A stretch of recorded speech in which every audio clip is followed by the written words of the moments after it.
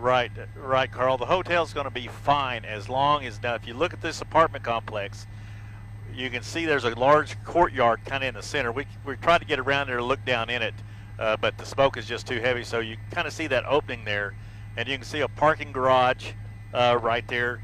And so, as long as it don't spread around this roof, but I'm afraid, Carl, that it may just keep spreading around this roof and get over to that far east side. Then I don't know exactly what debris would come off this roof or embers or anything like that. If it gets over on that east side next to Western, then we could have other problems here.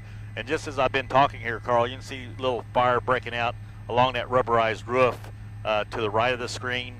And I'm telling you, man, this is going to be really tough to get under control. About the only thing they can do right now is just like contain it, Carl, and keep it from moving to any other business around this area. And the fire department's got a pretty good job. They got a pretty good perimeter. They're putting water on it all around. But man, that rubberized roof, you can see it right there where it's kind of melted and then it's just collapsed. But you can already see the smoke working over to the right of the screen. You see smoke starting to come out. There's some firefighters a minute ago that actually pulled that up right there, and they were trying to shoot water. They were trying to shoot water underneath that. Now you can see heavy black smoke, so that means there's fire already between that rubberized roof and what's below it. They're trying to shoot water under there and knock it down, but it's just almost impossible, Carl, with that type of material. So again, I don't believe any of those were occupied at the time. I like I said, I've been out of town, so I don't know if anybody was living in any of those complexes. I know my friend, she was in the process of buying one or going to purchase one, but again, this is just a battle, Carl, that the firefighters are going to be probably working for a long, long time here.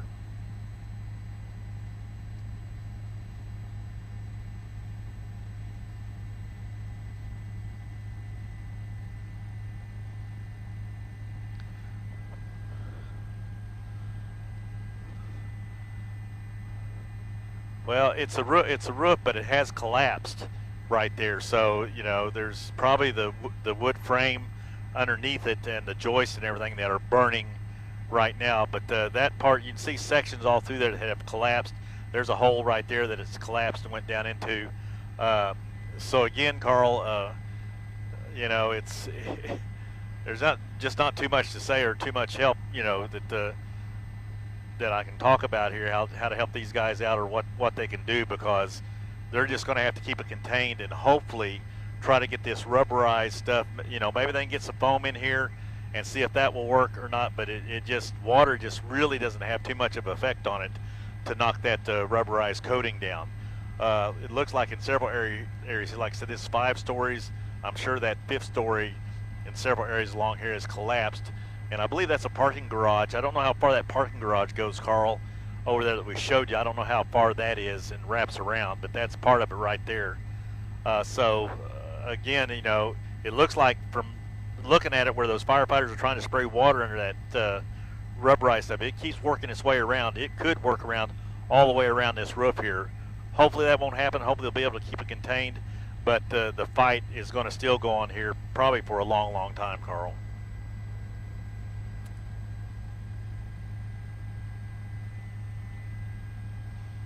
That's right. So, that's been 2 hours, and we still got heavy flames, and there's still other areas that are flaring up. Like I said, they do have several ladder trucks that are spraying water on it. Hopefully they just get it contained in this where it is right now and keep it from moving. That'll be half the battle, and then hopefully they can maybe work some guys in on the east side and work them into the come up on the floors there and try to work in and try to bring it down. But right now it's just it's out of control, and it just continues to burn here. But the good thing is, and I don't know, like I said, I was in Dallas. I drove back today. I was in recurrency school. I just got back, got home, and then I came out here. So you guys on the ground probably know more about this than I do. If there was anybody injured in this, right now I have no reports of injuries, which is a good thing, Carl.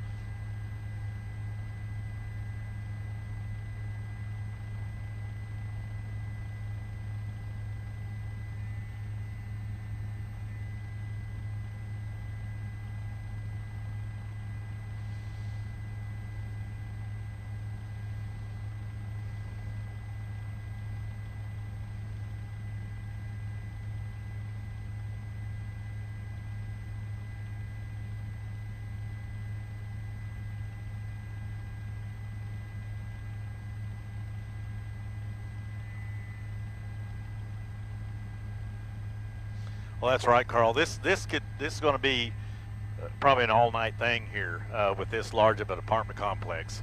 Like I said, you know, it was almost completed. I mean, it was still under construction, but I think, you know, it was pretty close to being completed.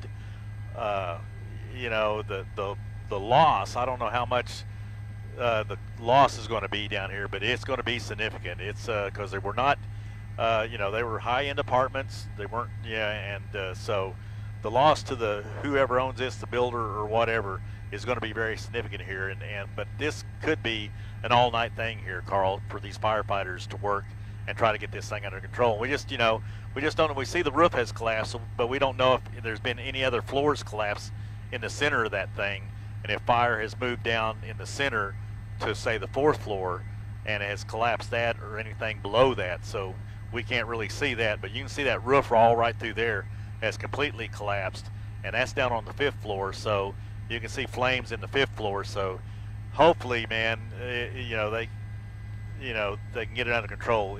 They're putting a lot of water on it. Like you said, this is 5-alarm fire. They have several ladder trucks spraying water up there, but that rubberized material they use for the roof is just really stubborn and try to get it. And you see how it crinkles up there, Carl, how that rubberized stuff has melted and shrunk, and you can see it. So that's the problem right there. That's the difficulty of trying to contain this fire.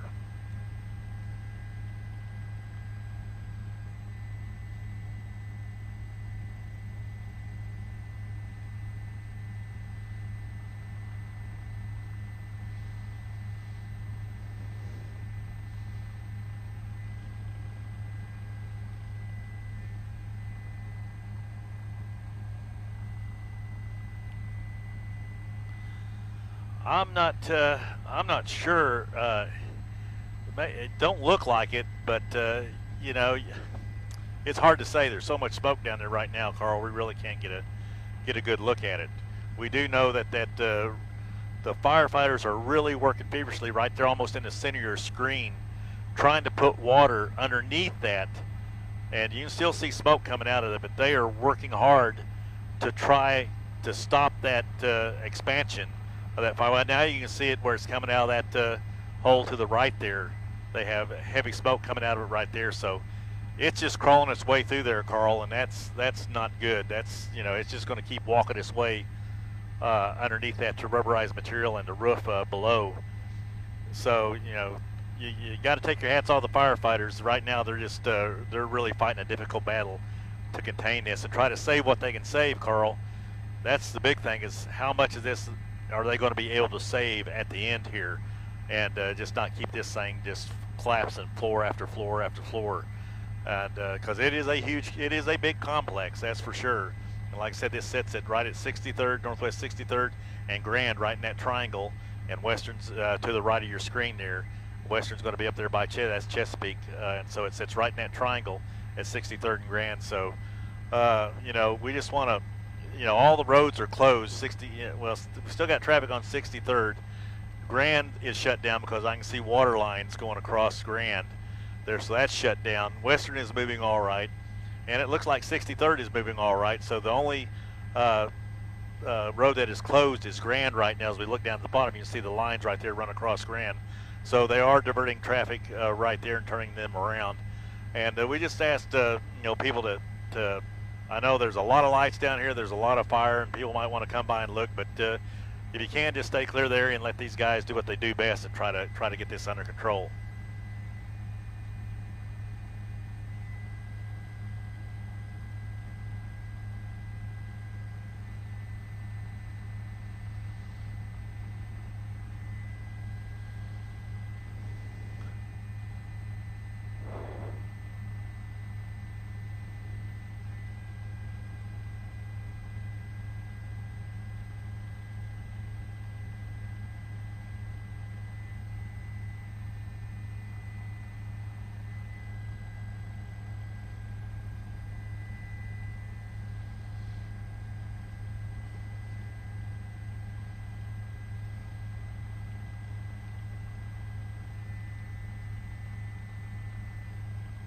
Yeah, go ahead, Tommy.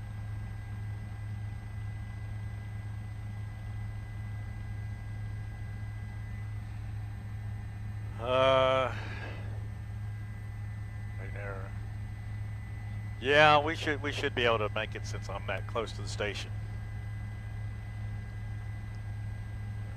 All right. Yeah, it only had 790 on it when I got in. Yeah.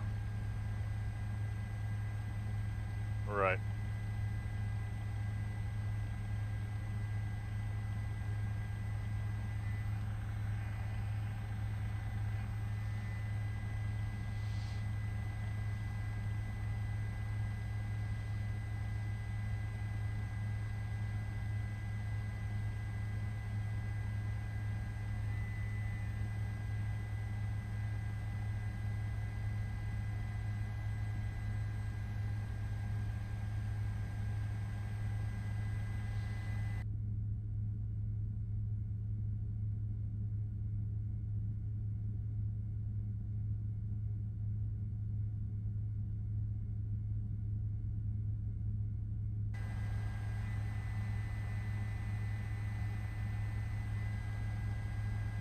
Oh, yeah.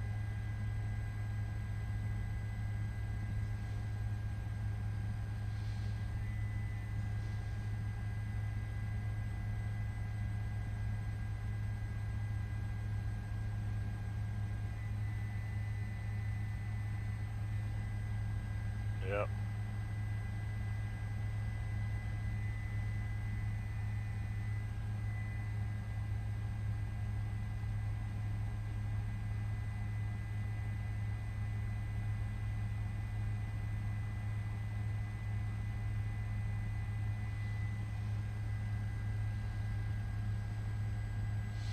Yeah, I almost guarantee you that's one Jackie was. I don't know if she got it purchased or she was going to purchase, but man, it cost some money, dude. It wasn't cheap.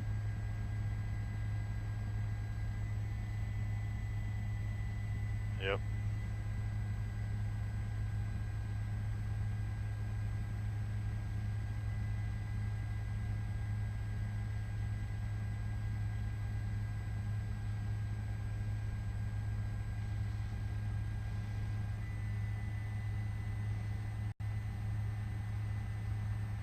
Yep.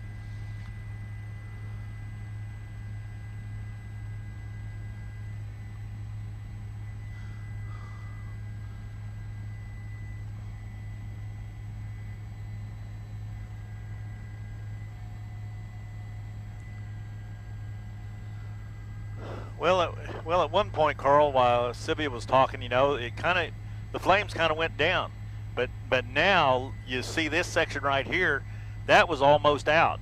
I mean, there was just, and now you can see where it's collapsed, right in there. Of course, when it collapses, Carl, you get more air in there. So more air is drawn down in there because now there's a big hole for it to kind of set up a chimney effect. And so now that is all, you can see where, while I'm talking, you can see it starting to burn a ring. It's starting to follow its way around that hole where it collapsed. And that has kind of flared up. And the wind, the wind's staying about the same. It's shifted just a little bit more out of the northwest now instead of coming straight out of the west. But it comes northwest, and then it kind of bends more to the south. And like you said, that's right, Carl. This black smoke from this rubberized roof, and it is laying down all over the city, all the way to downtown and down in there. So yeah, it's there's not enough wind to really I don't want to say really blow it out. It's more or less just going and settling is what it's doing. The smoke is moving down, and then it's just kind of settling down to the ground. So that's why these people are smelling this. I mean, and it's that thick black rubberized smoke. You can see right even at night here, you can see how dark that smoke is on this side. You can get a good shot of that parking garage. Now, that parking garage separates that complex from the hotel. So that's all concrete.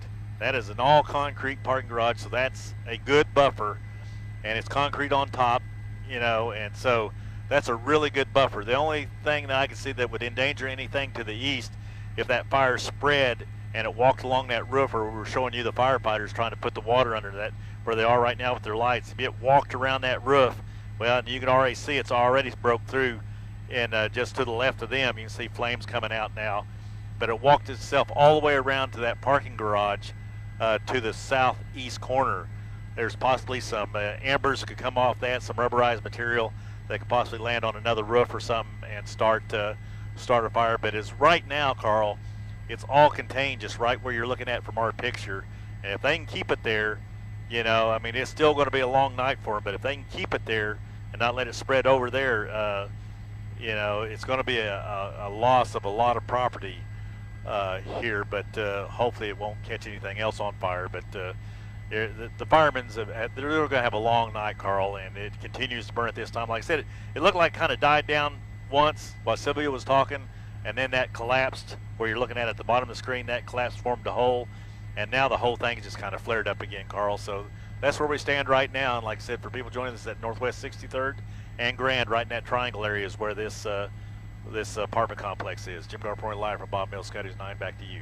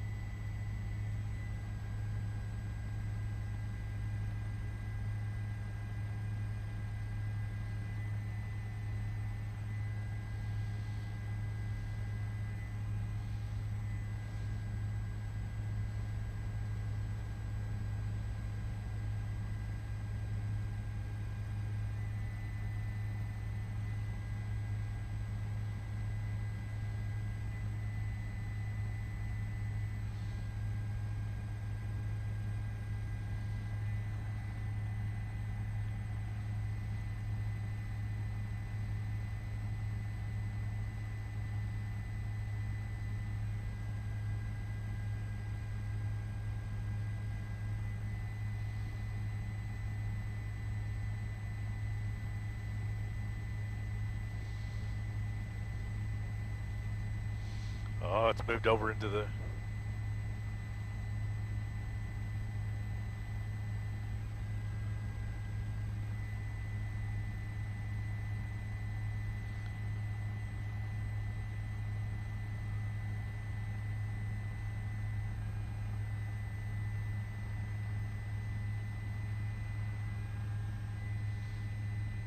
Yeah.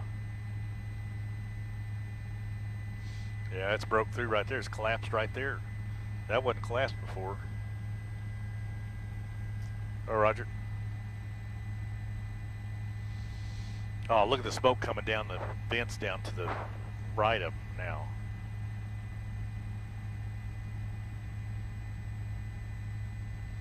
Yeah, there's something burning.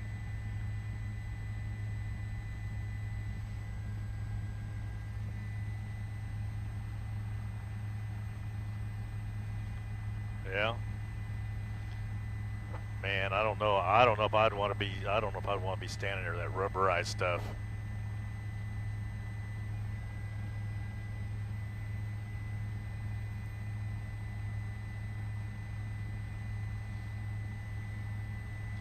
What's he got? A blue blinking light or something?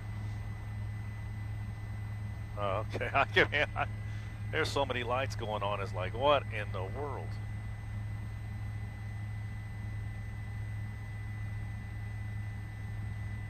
Yep.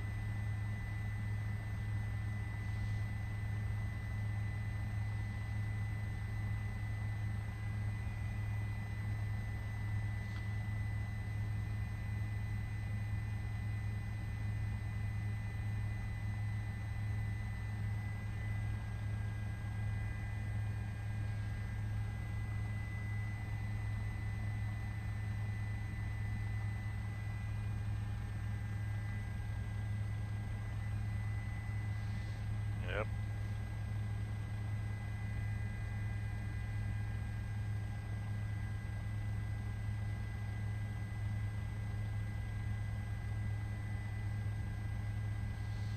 No kidding, man.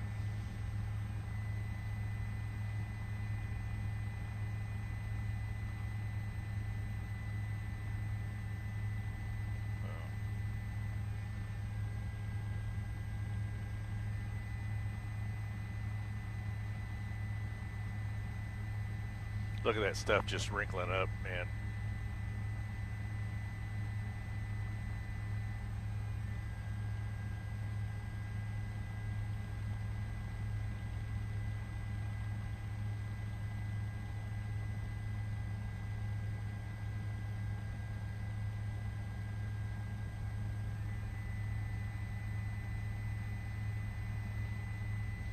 Yeah.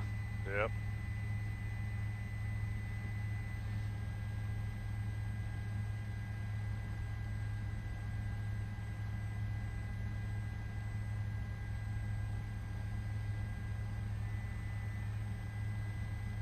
One minute, Roger.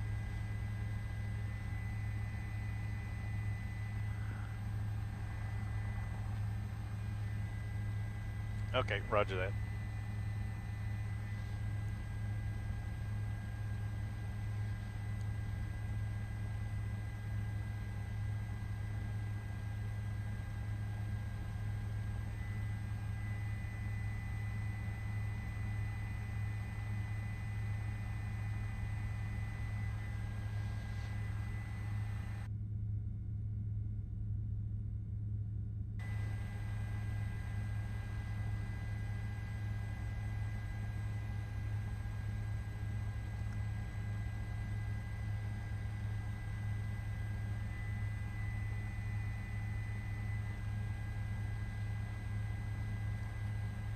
Ten seconds, Roger.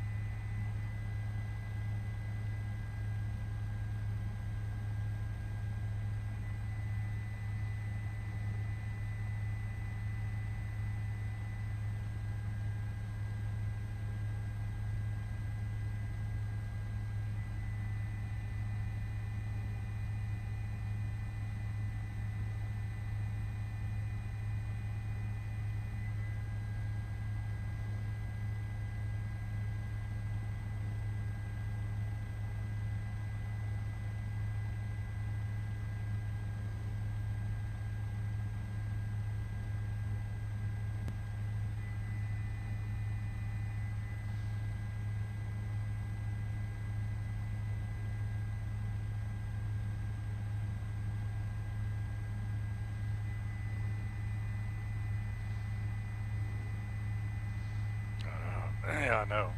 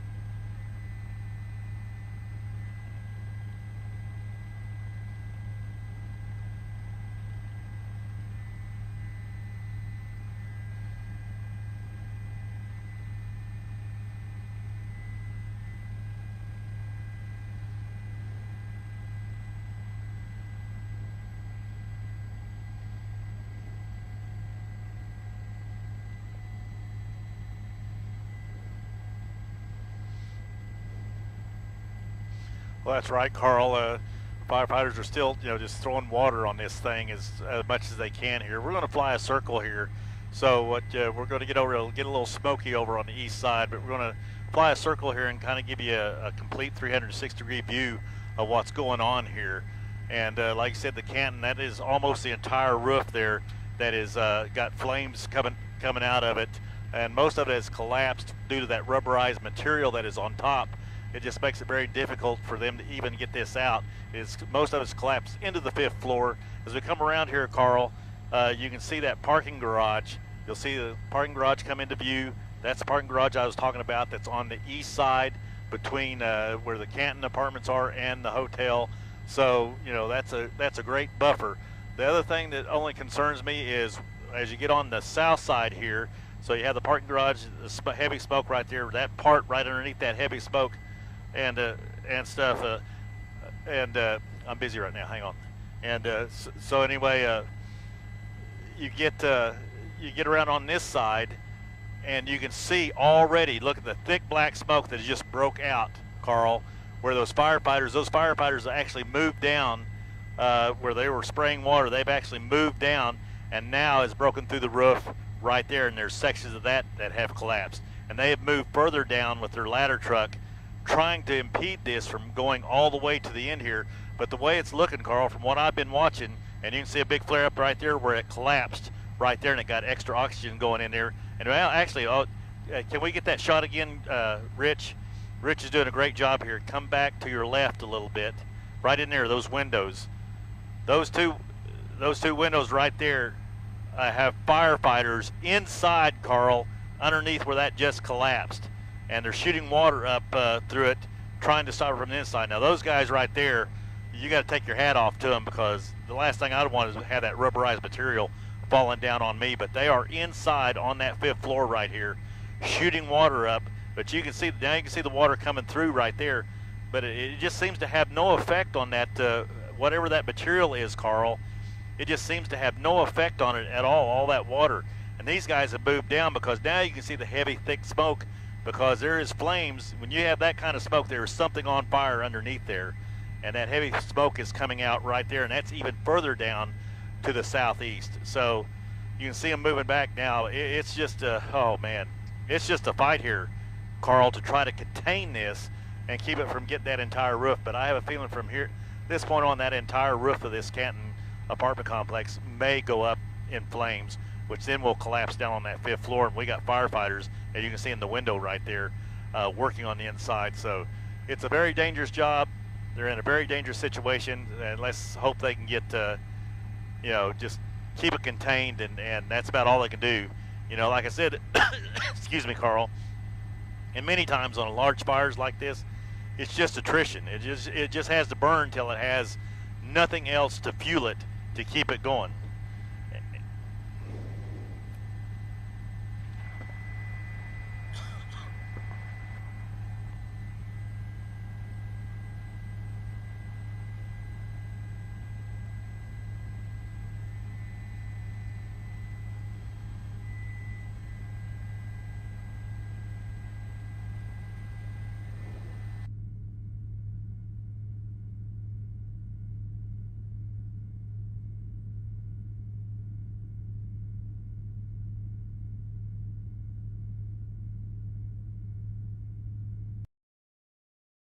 Again, this is under construction, and the roofing materials, we don't know how they caught on fire, but what I've been told is it's kind of a rubberized material that just does not go out very well when you try to put water on it, which is what we have available to us. It's just such a large building right now. It's involving a good portion of not only the roof, but now it's into the 5th floor as well, and possibly even lower than that in places. It's a lot of fire. This is very labor intensive from the beginning. What we have now is what's considered to be a 5th alarm fire. Essentially, we call it a high-rise response, but it's equivalent to a 5th alarm fire. We have at least 80 firefighters out on scene now. Unfortunately, we anticipate being here for quite some time, probably overnight. And it's a labor-intensive effort right now. And these firefighters are working really hard. We see that your guys are on top of the ladders right now on the fire engine, but tell us a little bit about that process. You said that they ran some hoses in earlier, and just how labor intensive that process is. Yeah, so initially there are standpipe systems in these types of buildings that we utilize to get water to the upper levels, and unfortunately it was not operational in this building. I don't know to what degree the construction was complete, so that may have been the issue there. So when that happens, we have to create our own standpipe essentially by manually taking hose lines up those stairs. In fact, what they did in a couple of places was go up to the 5th floor with hose, drop hose out, connect to it down below, and then pump water up to where they were on the 5th floor, essentially creating our own standpipe. So they've had to get creative a little bit out here with this. Primarily what we're doing now, Sylvia is hitting it on the exterior. There has been some collapse. You may have seen a little bit earlier. A portion of the building collapsed, so that's very dangerous for our crews. And we've been putting a lot of water on this now for hours. Water's heavy too, so that also adds to that collapse hazard. So again, very dangerous situation for our crews, and so mostly we're on the exterior of it. We do still have some crews committed to the interior, a little bit further to the east, trying to salvage what they can in there and prevent fire spread. But it's going to be quite a firefight for the rest of the night. Benny, earlier tonight you were talking about some of the heavy equipment that's at the base of this structure. We know that it was under construction. Tell me your concerns with that and why firefighters immediately started to tackle that. Yeah, so I don't know if you witnessed that when a part of that facade fell, it was all burning. when it fell, and it fell down below to where some of those scissor lifts were, large pieces of construction equipment. And the fear was if those then caught on fire with fuel that they may have inside or whatever the case may be, that it would then spread into the first and lower floors of the building that they were right next to. And that would have just compounded the problem and basically created another place where the fire would be originating, and we'd have another problem. So crews, I don't know if you saw that, they hit that quick. They had that fire put out very quickly, and I don't know what damage there was to the equipment, but it looks like not much. Initially, when we got here, Benny, we saw that fire was growing exponentially. The wind was picking up. Was that something that also created some sort of challenges? Yeah, it is. It's not too awful bad out here tonight. I'll tell you what's good, too, is the temperature. I don't believe it will get below freezing tonight, and that's helpful because you look around at all the water that we've been flowing. Well, it's all over our equipment now. It's all over our ladders. It's all over the parking lot where these crews are still trying to work. So that's at least one thing working in our favor tonight, since the standpipe situation and the after-roofing material itself being so flammable, we're not working in our favor. And that's the nature of what we do. It's never favorable conditions when you're fighting fires. There's always things to overcome, and that's what they train for. These guys are great at what they do, and they're going to continue working hard to bring this under control. You've been fortunate that on the other side of this building you haven't had to tackle that fire because it didn't spread to that hotel. I know that was a concern of yours. You had some concern with that grounding. If firefighters, it's an area that you said they couldn't go from because there's no concrete. Well, and I haven't made it around to that side. There is some involvement still, I've been told, on the roof over there on that area too. And we actually, you can't see from this vantage point, we have two more aerial ladders in the air flowing water on that side too. And I was told that it was a little more difficult to place the apparatus over there because there wasn't as much concrete, and just the ground is a little different than it is over here. But yeah, they're hitting us from multiple sides and multiple angles right now. And again, there's a lot of people out here and we'll be working hard for a while. As you said, you've got about 80 firefighters out here. Any reason to believe that you may have to rotate some guys in? Well, we do. We actually, a lot of those 80 that are here now, you'll see them over here in the staging area, the rehab area. And what they're doing is they're doing just that. They've already been working. We have to rehab. We have to keep crews fresh and coming in and out. Because you don't want to get people hurt. You don't want to get people in there and overcommit them, and they become tired and fatigued, and then they end up getting hurt. So we are very fortunate in Oklahoma City to have the resources that we have.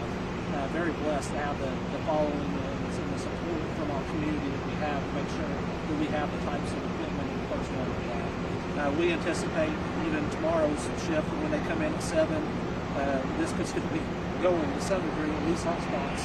So even that crew coming in tomorrow could get involved with this, but it's a little early to tell. There's still a lot of fire. I know, Benny, that it's too soon to give a cause of the fire at this time. Will that be something that once it's extinguished, the fire marshals, what's that process like? Yeah, so we already have fire investigators on scene now, and what they'll do now is basically collect as much information as they can, considering where the fire involvement still is.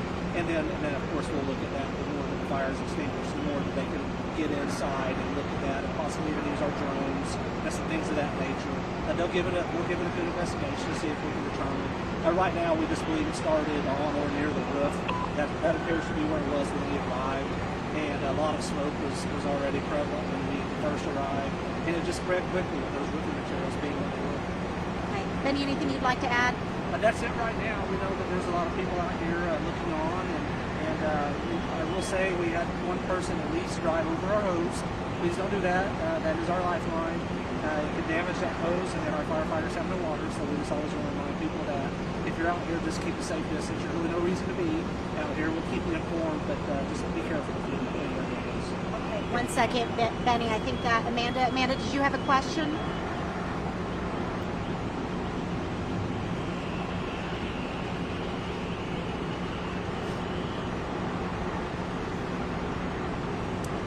Benny, they wanted to touch down on the fire suppression system. Was that something you addressed a little earlier, that was something that was not in use?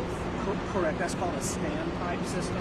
It's a vertical piping system that takes water. Basically, we can connect hoses to it on upper levels and have water. That was not operational. I don't know to what degree this project was completed as far as the construction is concerned. But yeah, it was not operational for whatever reason. But again, firefighters, we're accustomed to things not being perfect in our world, and they overcame that and basically created their own standpipe system. Okay. Thank you, Benny. I appreciate it. Guys, we will remain out here. As you heard from firefighters, they will be here throughout the night into the early morning hours. As soon as we learn more, we'll be sure to bring that news to you. Back to you in the studio.